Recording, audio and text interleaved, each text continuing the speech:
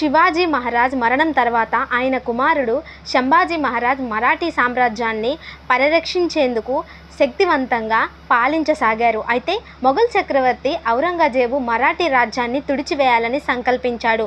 1689లో సంభాజీ మహారాజ్ సంగమేశ్వర్ వద్ద కొన్ని అనూహ్య ఘటనల కారణంగా మొఘల్ సైన్యానికి చిక్కుపోయారు. ఆయన్ని ఔరంగజేబు ఎదుట గొలుసులతో కట్టేసి నిలబెట్టారు. ఔరంగజేబు, నీ తండ్రి శివాజీ ఇప్పుడు లేడు. నీ రాజ్యంలో త్వరలో నశిస్తుంది. నువ్వు మొఘల్ సామ్రాజ్యానికి లొంగిపోతే నీకు పదవి గౌరవం ఇస్తాను. నాతో చర్చలకు వచ్చి రాజీ పడవా? సంభాజీ, నా తండ్రి లేకపోయినా నా ప్రజలు ఇంకా పోరాడుతూనే ఉంటారు. మరాఠా గౌరవాన్ని అమ్ముకునే మనిషిని నేను కాదు. ఔరంగజేబ్, ఇస్లాం మతాన్ని స్వీకరిస్తే నీకు రాజ్యం పరిపాలనిచ్చేందుకు సహాయం చేస్తాను. నా సామ్రాజ్యంలో గౌరవం ఇస్తాను. సంభాజీ, నా శరీరాన్ని చీల్చి పారేయొచ్చు, నా తల నరికివేయొచ్చు, కానీ నా మనస్సును తలొగ్గించలేవు. నేను మరాఠీ వీరుణ్ణి.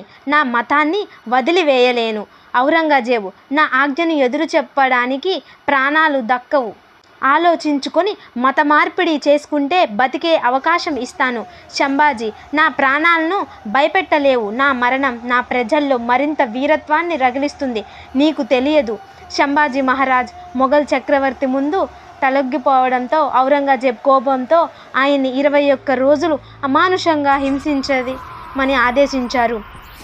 కళ్ళు పొడిచారు, నాలుకని కోసేశారు, బహిరంగంగా అవమానించారు. శరీరమంతా కత్తులతో పొడిచి హింసించారు.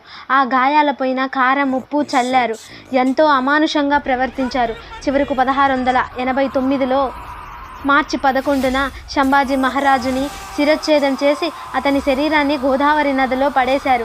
సంభాజీ మహారాజ్ ధైర్యం, భక్తి మరియు త్యాగం భారతదేశ చరిత్రలో యుగాల పాటు చిరస్థాయిగా నిలిచిపోతుంది. జై హో సంభాజీ మహారాజ్ కి జై. ఛత్రపతి శివాజీకి జై.